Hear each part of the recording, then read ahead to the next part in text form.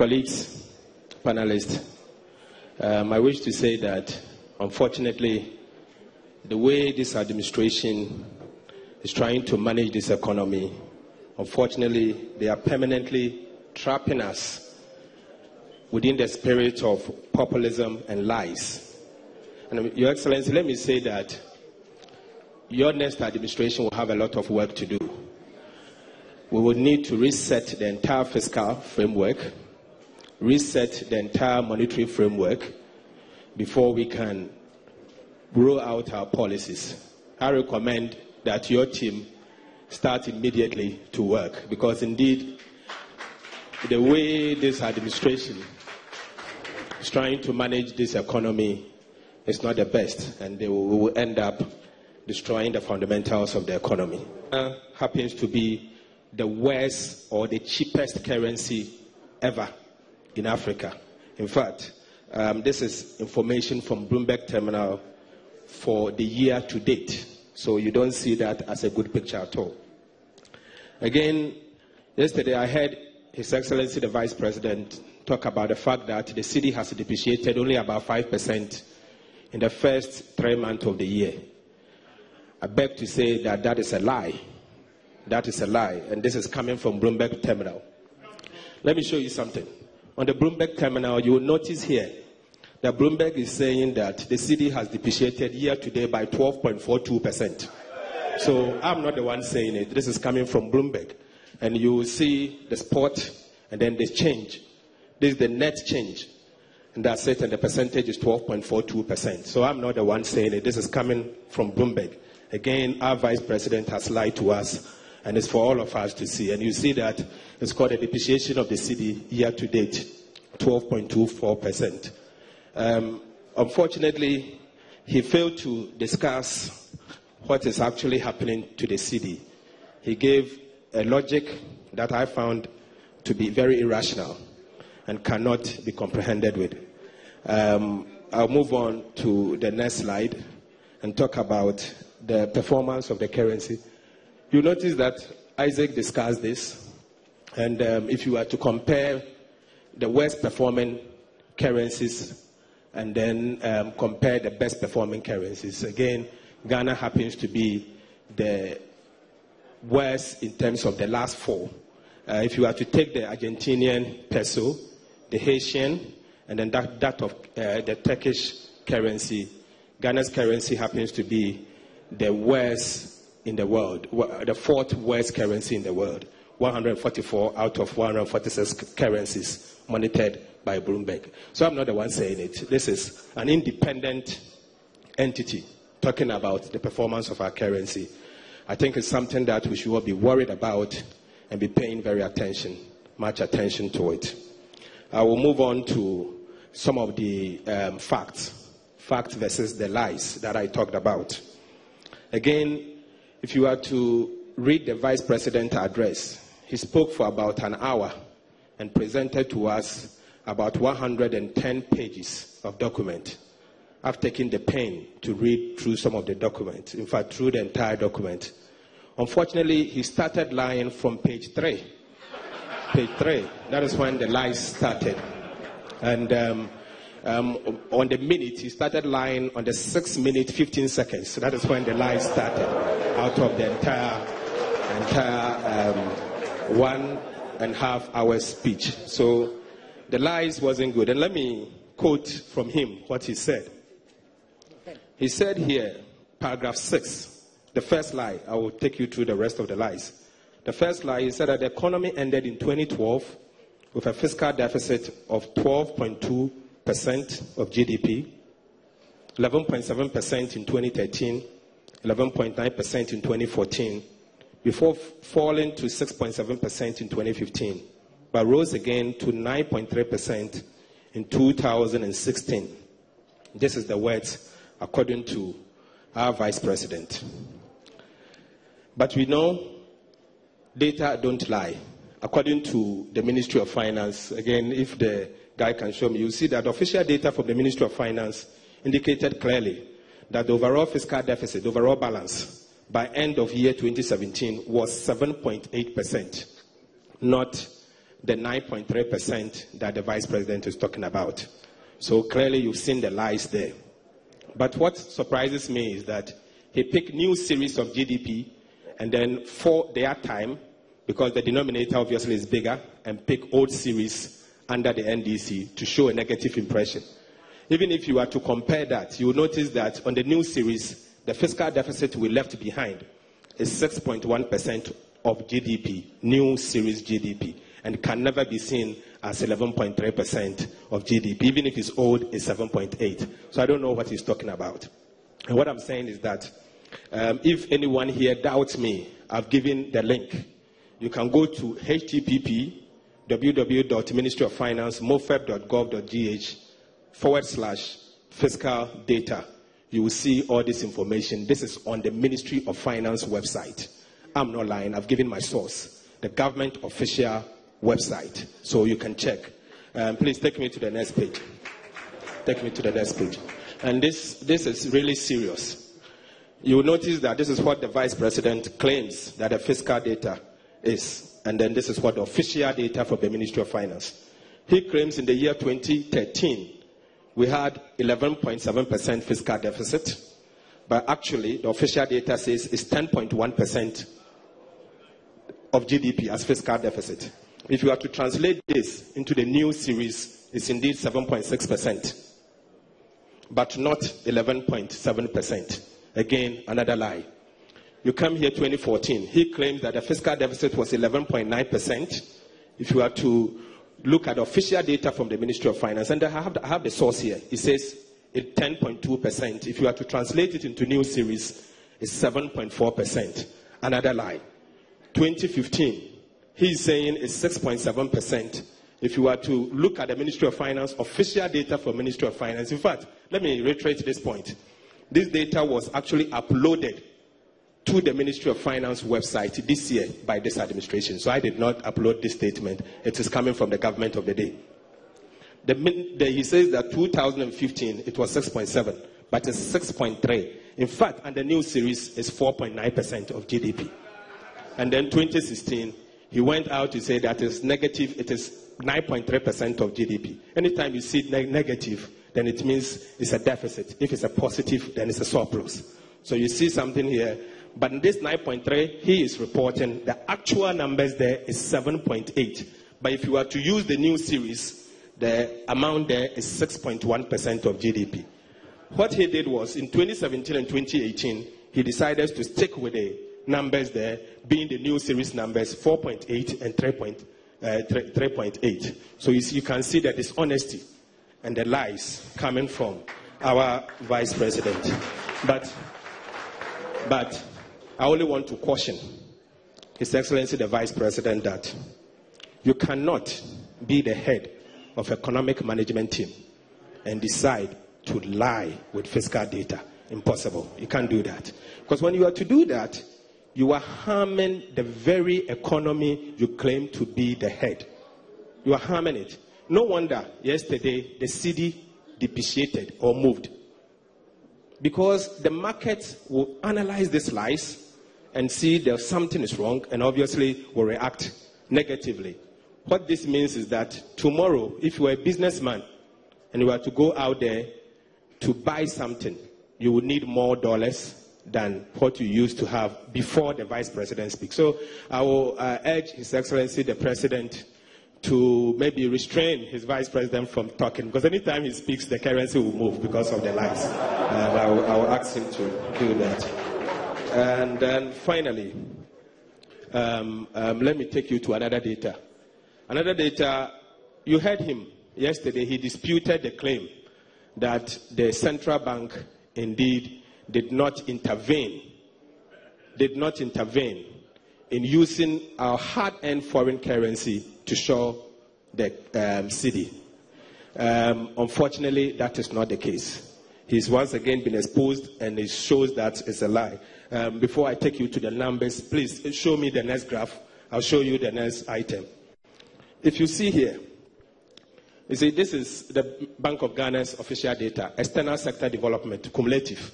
And this data is from, I downloaded this from Bank of Ghana as at yesterday.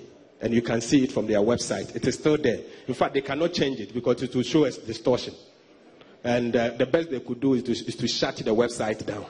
But I doubt they will shut the website down. Let me show you something. As of December 2018, that's the numbers. What you have there is the net international reserves. So the net international reserves is here, 3.8 billion cedis. And you see where we've circled. This January 2019 and December 2019, these numbers actually from 3.8 billion reduced to 3.173 billion. It shows clearly that an amount of 700 million and over was used for the purposes of intervening in the currency. So if he's saying he did not use the money for the purposes of intervention, he should tell us where the money is. Unless he tells us it's somebody's pocket. But obviously I know they use it for the purposes of intervention. So you could see that data does not lie. He is actually lying to all of us. And his credibility has now been brought to question. And finally, I talk about the deception. The deception about the 50% and the 30% reductions in the import levies. Unfortunately, if you are to listen to him, he created the impression that from today, if you are to go to the port, what is going to happen to you is that the goods that you used to clear yesterday, you are going to get a 50% rebate. And then if you are to clear a vehicle, what you used to pay yesterday, you are to get approximately 30% rebate. In other words, in numerical terms, let me put it this way. If you are to clear a container, 40-footer container of goods, you are to pay 20,000 Ghana cedis in the past. If you are to pay 20,000 Ghana cedis in the past, from today, you would have paid 10,000 Ghana cedis. And then if you are to clear a vehicle, say 100 Ghana cedis, you are going to pay 70 Ghana cedis. That is not true. Unfortunately, I only wish to caution Ghanaians that please don't celebrate as yet, because another Abosokai is on the way. Another Abosokai deception is on the way. They are lying to us. It is just a populist policy, and it will get nowhere. And I give you an example. What they intend doing is that they have informed all of us that they are going to reduce the benchmark values. Unfortunately, the benchmark values itself is illegal.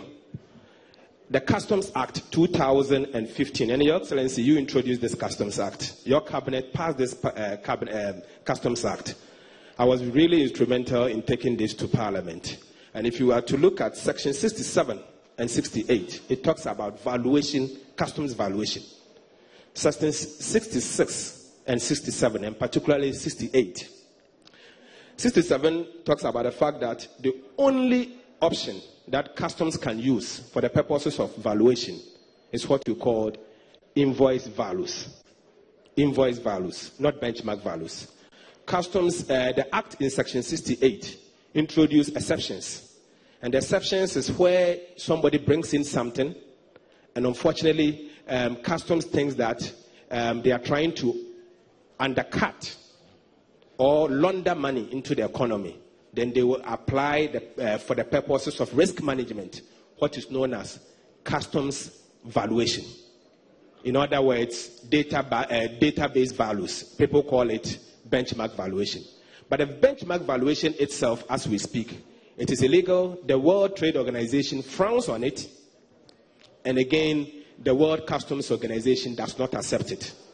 If you are to implement benchmark valuation, they can even sanction you. So this act that your administration introduced outlawed benchmark valuation. So what if customs is actually implementing benchmark valuation now? It is illegal according to Act 891, and somebody can take them to court.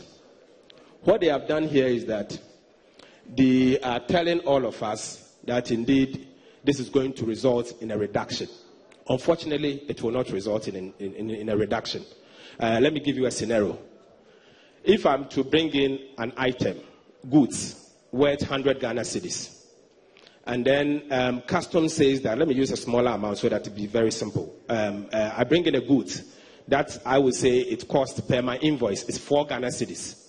And customs says that, no, I disagree with you. The 4 Ghana cedis, the item can be more than the 4 Ghana cedis, but indeed it's 6 Ghana cedis.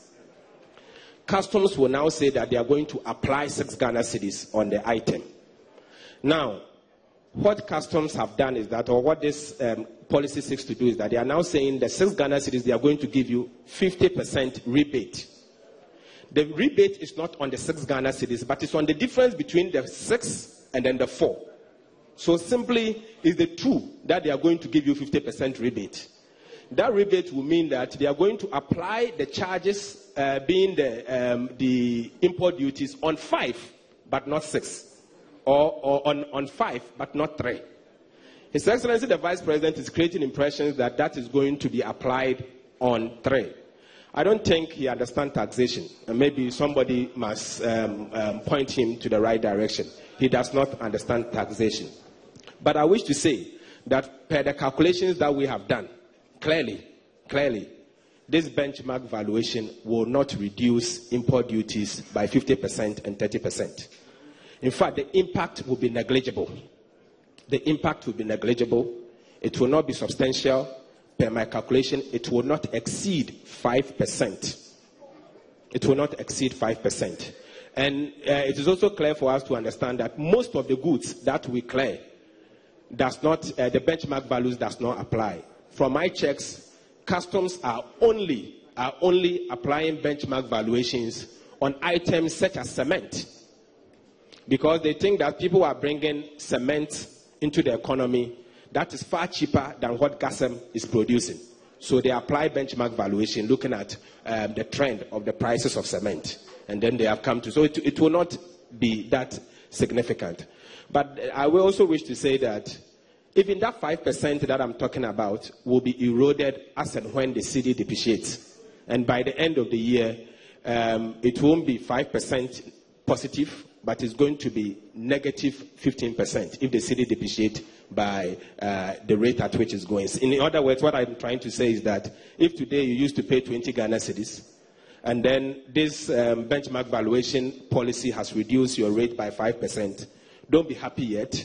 That 5% by June, you will get back to 20%, and by December, you end up paying maybe 25,000. Because clearly the cedi is depreciating, and then the customs values are actually indexed to the US dollars. So whatever you bring in, it will be indexed to the US dollars before the percentages will be applied to it. So nobody should celebrate as yet. It's another populist policy that is going to, in fact, surprise Ghanaians, and I'm sure Ghanaians will say, thank you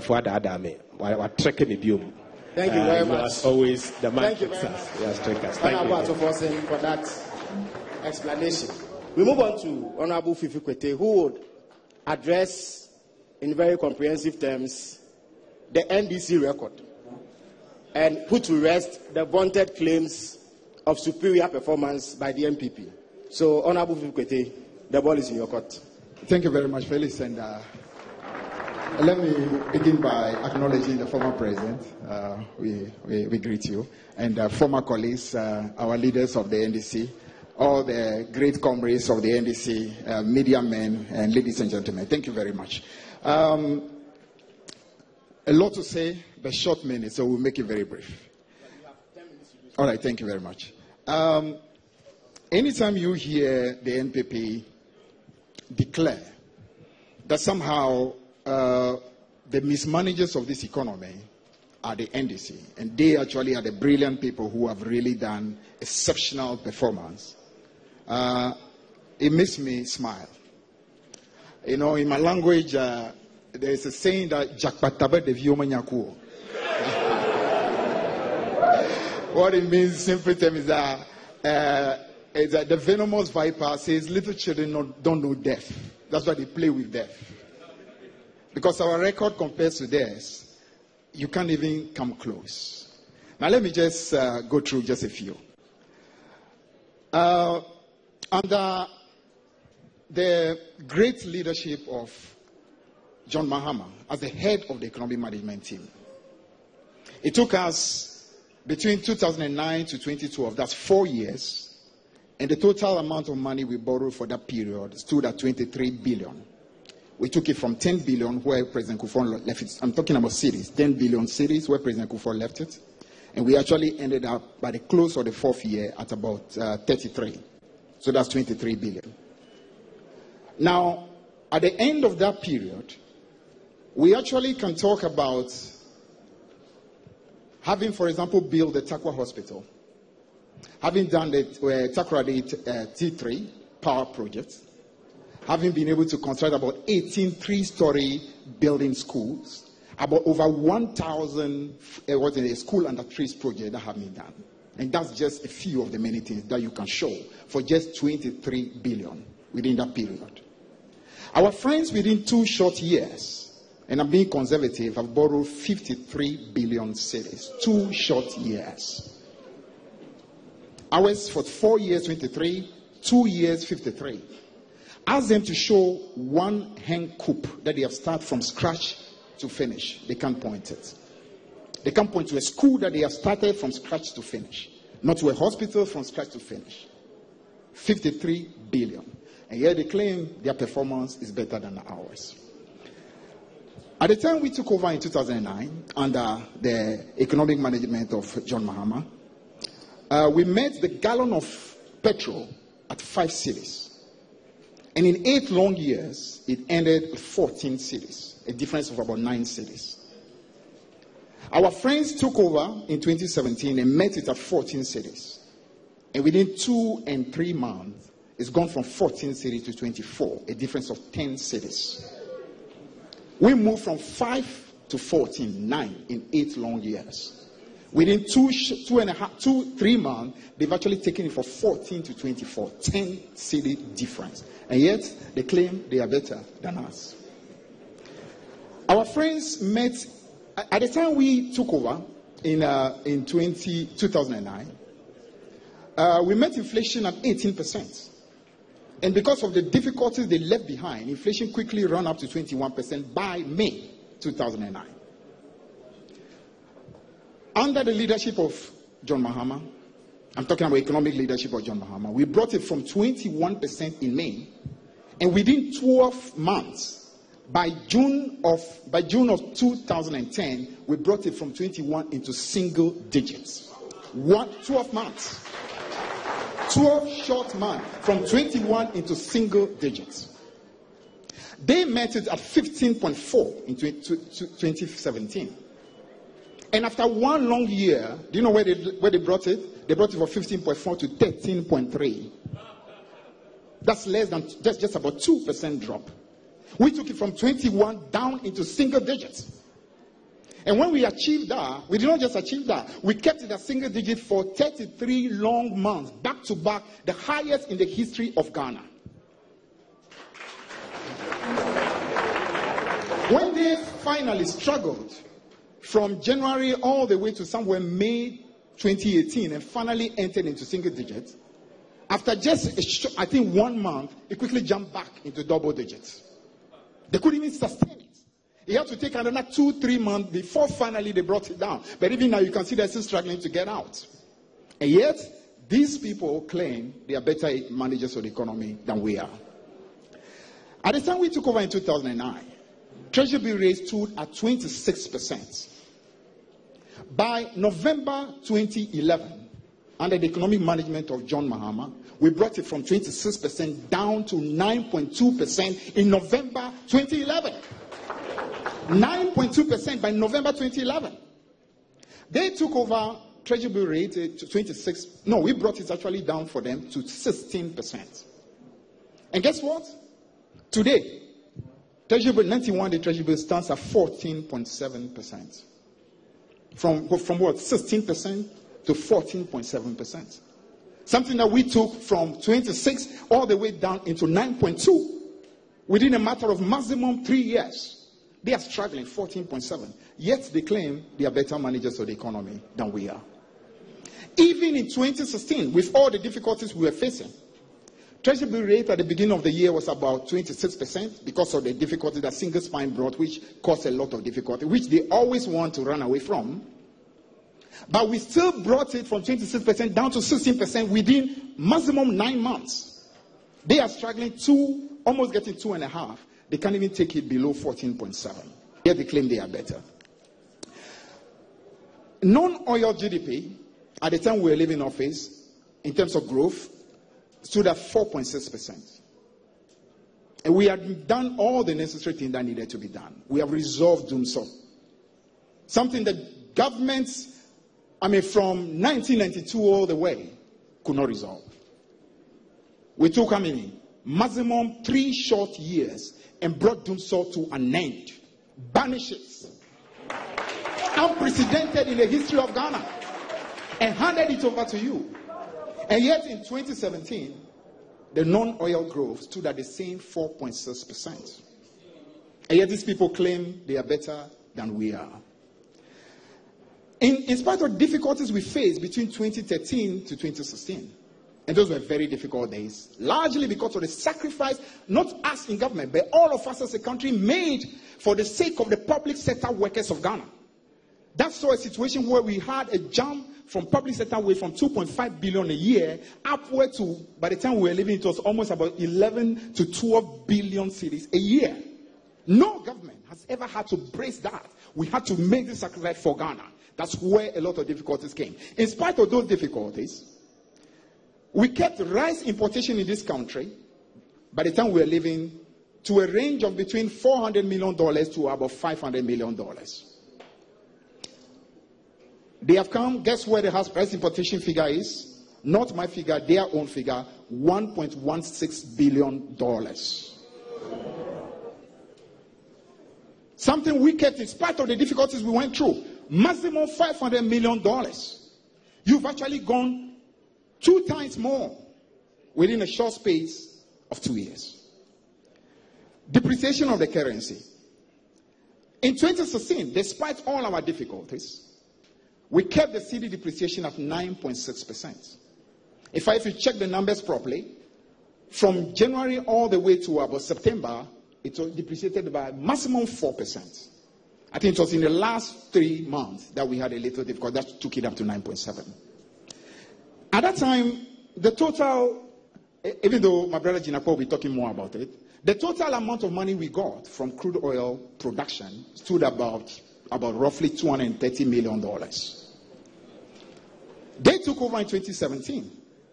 We handed to you 2 massive oil fields that actually took production from the region of about 70,000 barrels a day to upward towards 180,000 barrels a day.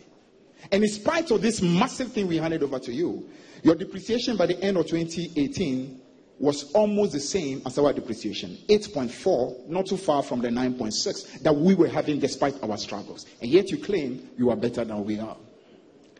Remember in 2009, when we took over, we actually, within a matter of 2 years, brought the depreciation of the currency, which ended the year 2008 about 20.2%. And even so, with the 20.2%, the only reason why it stopped at 20.2% under their watch was because they had to sell Ghana Telecom in order to hold the cedi. And despite that, their problem left a situation where for the first 5 months when we came into office, cedi ran for 18% depreciation more because of the difficulties they left behind. You add together, that's almost approaching 40%. We brought it from that level to down to 3% depreciation achieved under John Mahama. In spite of all their boasts, they have never been able to achieve this 3%, which we achieved. But today, you know what they do? They conveniently forgot that we had John Mahama as the head of economic management team between 2009 and 2012. And the achievement scored then was under his watch. They ran away from that difficulty. That's how very dishonest they are. Cocoa production.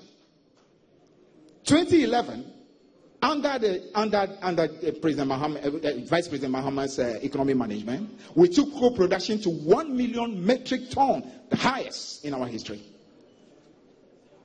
And again in 2016, we handed to them cocoa output that stood at about 960,000 metric tons. That's almost close to 1 million again. Handed over to them. They have subsequently taken over. They are struggling to get close to that 960,000. They claim they are better than we are. In 2011, we actually scored the highest growth in the history of Ghana. 14.4%. Often they like to say, oh, it was because of oil. No. The non-oil growth was minimum 8%. It tells you we're talking about comprehensive growth. Not the kind of Koshoko one that we saw in 2017. That was largely because of what you call crude oil that we handed over to them. And non-oil was nothing to write home about. We actually had a comprehensive growth. These are records we have scored. And yet we don't go boasting. And people who are not close to that record today actually make a lot of noise. My brother Adongo spoke a lot about the capital expenditure as a percentage of GDP, which at the time we were living in office was 4.5. They have taken over, they've actually taken it down to below 2%. And when a country is actually having problems, we're having what you call investment in infrastructure and development expenditure, that country actually is mortgaging the growth for the future. And that's exactly where it is we have reached with them. Now let me just finish quickly. 2 minutes are here, no problem. In 2016, when we were leaving office, a company such as Sonitra, and Sonitra are into road construction, and they've been in this country for so many years. The number of workers Sonitra had at the close of 2016 when we were leaving office was about 1,000 workers. By the end of 2017, when our friends took over, Sonitra's manpower number had reduced from 1,000 down to 50. And we are not talking just about Sonitra. You can talk about the same thing that is happening in many, many other places that are on their knees. While they are busy trumpeting and singing praises about their great performance, companies are struggling to survive. Workers are being laid off. Media establishments that we know that actually were doing well during our time have started retrenching as well. And it's happening all over. Not to talk about what's happening in the banking sector. Yet, these people claim they are actually better than we are.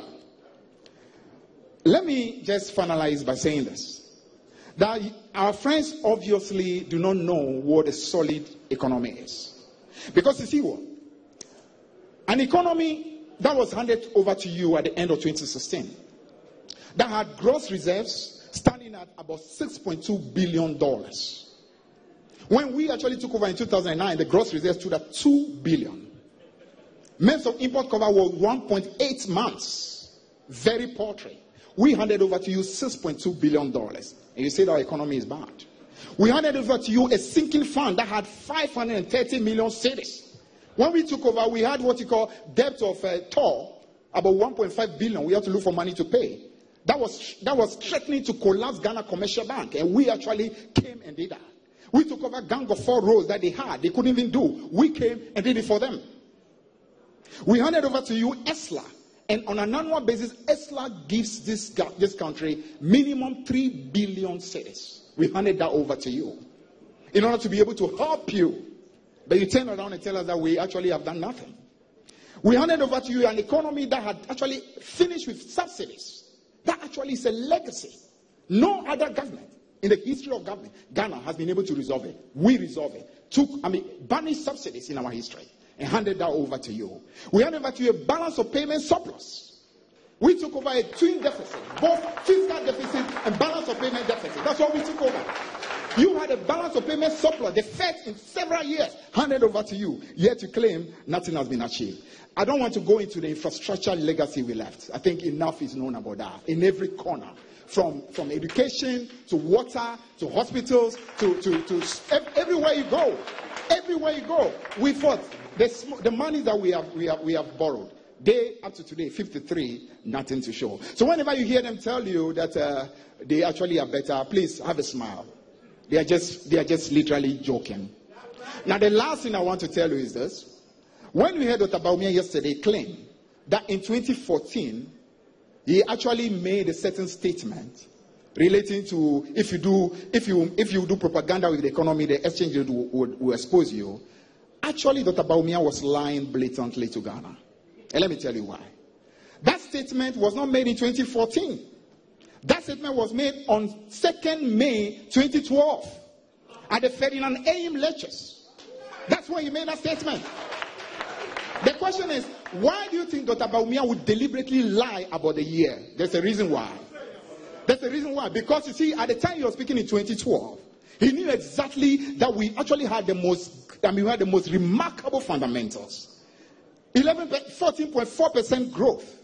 CDI had depreciated maximum 4.9. Single digit was about 18% into a continuous back-to-back. We have brought treasury bill rate down to 9.2. You can just call them over and over. Cocoa outputs were over 1 million, over 1 million metric tons. He knew that the fundamentals were strong.